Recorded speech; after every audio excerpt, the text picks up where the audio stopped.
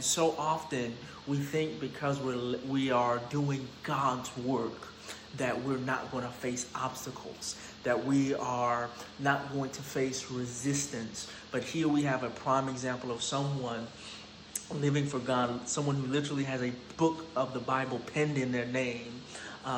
And he is not only in a tough situation, we've also been sold a lie that we're always going to be happy with God.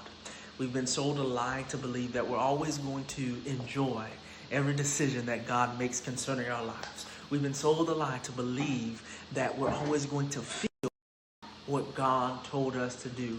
But the fact of the matter is, you will often face a conflict between what God told you to do and where you are currently.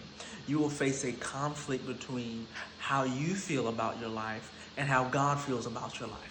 You'll face a conflict between what God wants you to do and what you want to do.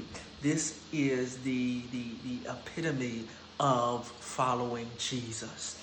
We're talking about a Jesus that said, deny yourself, right? And take up your cross and follow me. When it comes to taking up a cross and we look at the life of Jesus, we see a crucified life. The crucifixion speaks of discomfort. The crucifixion speaks of denial. The crucifixion speaks of the ultimate death.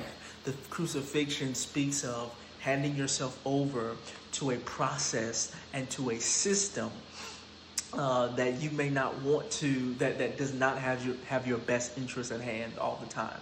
And so Jeremiah handed himself over to something that was trying to destroy him in order to please and obey God.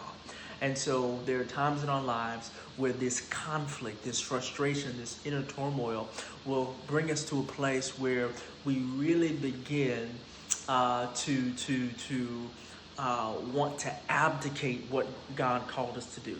I've had several times this year where I have put in a resignation letter for God. That is it. Or in 2020, that's it. I typed up my letter of resignation. I sent it off to the heavenly mail carriers. But every time I send it in, God always rejects it because there seems to be like a fire.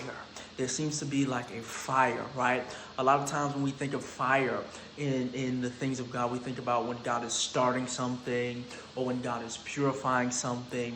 But we also need the fire of God to give us an edge. We need the fire of God to stir us. We need the fire of God when we're in a weak place and we're in a weak point. We need the fire of God to come upon us when we're about to make a decision that's about to pull us out from where God placed us to be.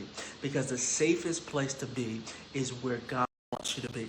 Now, Jeremiah could have been like the false prophets. False prophets during this time were more popular than the true prophets of God.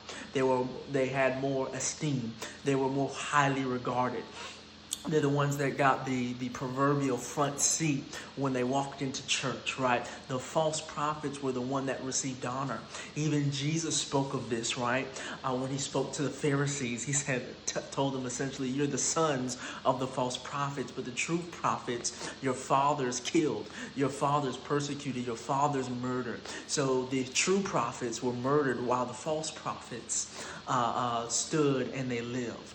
But ultimately, it was the word of Jeremiah, the word of Ezekiel, the words of the true prophets of God that lived to tell the story. It was the prophetic utterances that they released that actually brought instruction, clarity, deliverance. A lot of times you were going to have the opportunity to opt out of where Jesus is taking you and to take a simpler route, a route that makes sense, a route that you can understand, a route that is comfortable, a route that aligns with your interests, a route that is in line with where you want to be and how you want to do things. And so Jeremiah had that option, but it was the fire of God that held him back from moving into a place that God didn't call him to. Because even in the midst of persecution, safest place to be is to be where God called you to be. The safest place to be is to be doing what God called you to do.